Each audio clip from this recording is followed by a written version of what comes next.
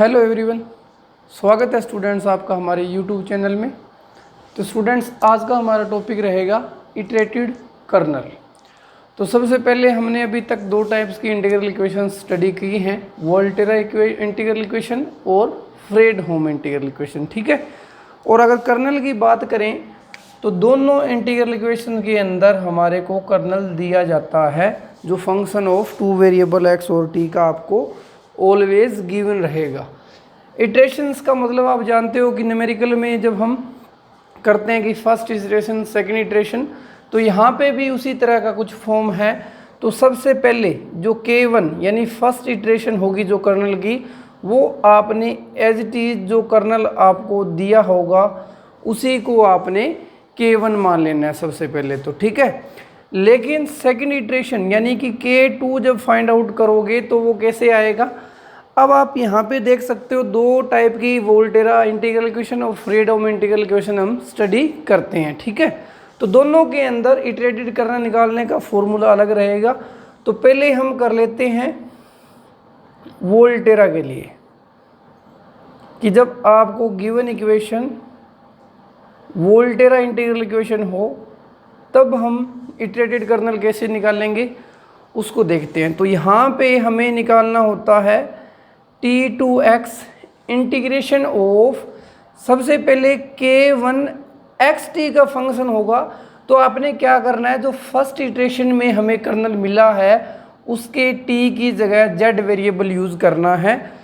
फिर यहाँ पे क्योंकि दोनों अब पीछे K1 की बात हो रही है तो K2 जब निकालोगे तो एक बार आपने K1 में t को z से रिप्लेस कर देना है और एक बार आपने x को z से रिप्लेस कर देना है K1 में, ठीक है। और ये इंटीग्रेशन जो आएगा वो विद रिस्पेक्ट टू z आएगा। ये आपका फर्स्ट इटरेशन का फॉर्मूला होगा।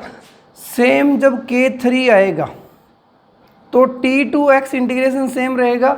पहला स्टेप जो है ये भी सेम रहेगा K1xz, लेकिन जो मल्टीप्लाई होगा थर्ड इटरेशन में वहाँ पे आपका K1 की जगह K2 आ जाएगा और x की जगह z रिप्लेस कर दोगे, इंटीग्रेशन हो जाएगा विद रिस्पेक्ट टू dz, ठीक है। तो ये यहाँ से हमें एक पैटर्न मिलेगा कि जब हम nth इटरेशन पे पहुँचेंगे तो आपका जो nth इटरेशन आएगा वो इंटीग्रेशन आ जाएगा T2x, यहाँ पे तो K1xz ही रहेगा। लेकिन यहाँ पे जब हमने K3 इटरेटेड कर्नल निकाला था तो हमने दूसरी पोजीशन पे K2 यूज़ किया था, ठीक है। तो यहाँ पे जब Kn की बात करेंगे तो यहाँ पे Kn-1 x को z से रिप्लेस t dz, तो ये आपका nth इटरेशन हो जाएगा इन वोल्टेरा इंटीग्रल इक्वेशन। ये आपने ध्यान रखना है सबसे पहले, तो ठीक है। फिर बात करते हैं फ्रेडहोम इंटीग्रल इक्वेशन की कि जब आपको गिवन इंटीग्रल इक्वेशन आपको गिवन हो फ्रेडहोम, तब आप एक स्टेप तो वही रहेगा कि K1 जो है वो तो आपका K ही रहेगा जो आपको इनिशियली कर्नल दिया जाएगा, ठीक है।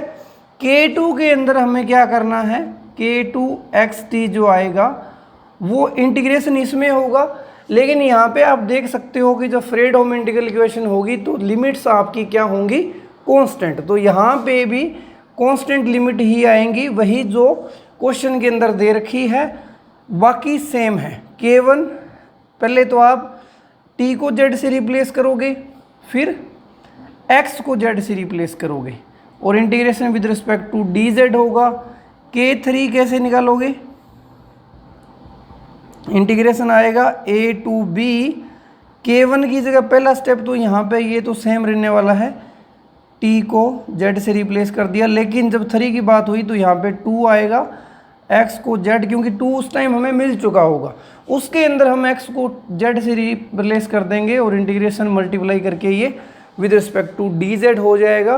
तो सेम हमें यहाँ पे भी एक पैटर्न मिल जाएगा Kn के लिए। तो a टू b, K1 में हम t को z से रिप्लेस करेंगे और इसके साथ मल्टीप्लाई होगी n-1 इटरेटेड कर्नल की, वहाँ पे x को z से रिप्लेस करके इंटीग्रेशन हो जाएगा डी जेड से। ठीक है, तो ये हमने दोनों इंटीग्रल इक्वेशन में देख लिया कि जब आपको कर्नल दिया जाए तो वहाँ पे आप कैसे इटरेशंस निकाल सकते हो, k1 k2 up to kn। तो ये फॉर्मूला आपने याद रखना है।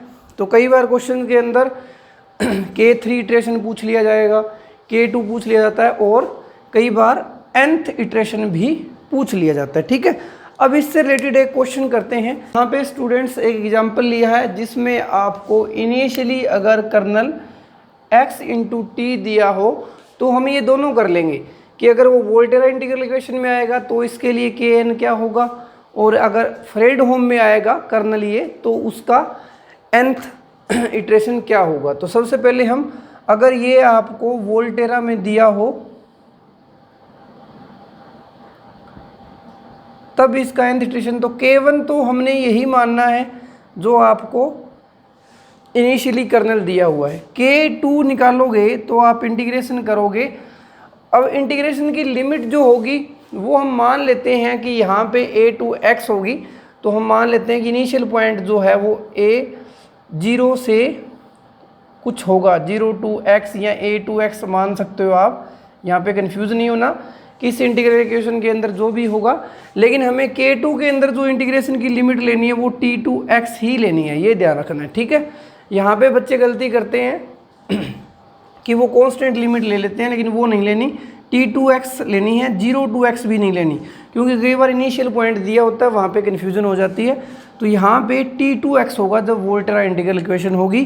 तो k1 के अंदर पहले क्या करते हो, t को रिप्लेस करोगे z से, तो t की जगह z लिख दोगे। फिर आप k2 निकालते टाइम एक बार और k1 के अंदर क्या किया जाएगा, x को z से रिप्लेस, t और integration with respect to z। यहाँ पे x और t बाहर निकल जाएगा क्योंकि integration with respect to z है, t to x z square D Z. तो ये आ जाएगा आपके पास इंटीग्रेशन, जब इसको सोल्व करोगे तो z³ t टू x, यानी कि xt/3, और अपर लिमिट पुट करोगे तो x³ माइनस t³। ठीक है, ये आपका यहाँ पे सेकंड इटरेशन आ गया। इस तरह से जब थर्ड इटरेशन की बात करोगे k3xt, तो वहाँ पे क्या होगा, integration t to x, k1 के अंदर x को z से रिप्लेस करोगे, सॉरी t से रिप्लेस करोगे, तो ये xz आ जाएगा। जब k3 की बात हो रही है तो इसके साथ मल्टीप्लाई क्या होगा, k2, उसके अंदर हम क्या करेंगे, x को z से रिप्लेस करेंगे, तो ये आ जाएगा zt/3 और z³/3 और integration with respect to dz।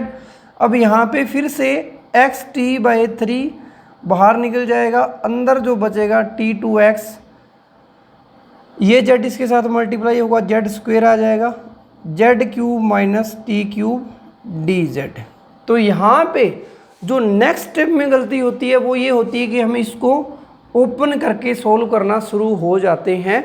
तो वो स्टेप हमें नहीं करना, क्योंकि हमें जस्ट 2-3 स्टेप ही करने हैं, वहाँ से कुछ पैटर्न हमें मिलना ही चाहिए। ठीक है, अगर नहीं मिल रहा तो आपने कहीं गलती की हुई है। ठीक है, तो आपने इसको ओपन नहीं करना। अगर आप नोट आउट करो इसका इंटीग्रेशन, और नीचे 3 कर लगा देते हैं, तो इसके नीचे 3, ये 3, तो यहाँ पे जब आप इसका डेरिवेटिव करते हो, इस चीज़ का डेरिवेटिव, तो वो क्या आएगा, z स्क्वेयर आ रहा है। ठीक है, इसका डेरिवेटिव विद रिस्पेक्ट टू, क्योंकि इंटीग्रेशन z से हो रहा है तो इसका डेरिवेटिव z से करोगे तो वो z स्क्वेयर आएगा, क्योंकि t कांस्टेंट है वो 0 हो जाएगा। ठीक है, यानी कि ये इसका, इस फंक्शन का डेरिवेटिव यहाँ प्रेजेंट है, तो इसको हम कुछ पुट कर सकते हैं। ठीक है, ये 3 अब यहाँ से गायब है क्योंकि पहले मैंने बाहर निकाल लिया था। तो इसके बाद में जो स्टेप होगा, आप इसको s पुट कर सकते हो, कि इसको हम s पुट कर देंगे तो आपको z स्क्वेयर dz जो आ रहा है वो क्या हो जाएगा, dz। ठीक है, तो इस इंटीग्रेशन को हम इस तरह लिख सकते हैं।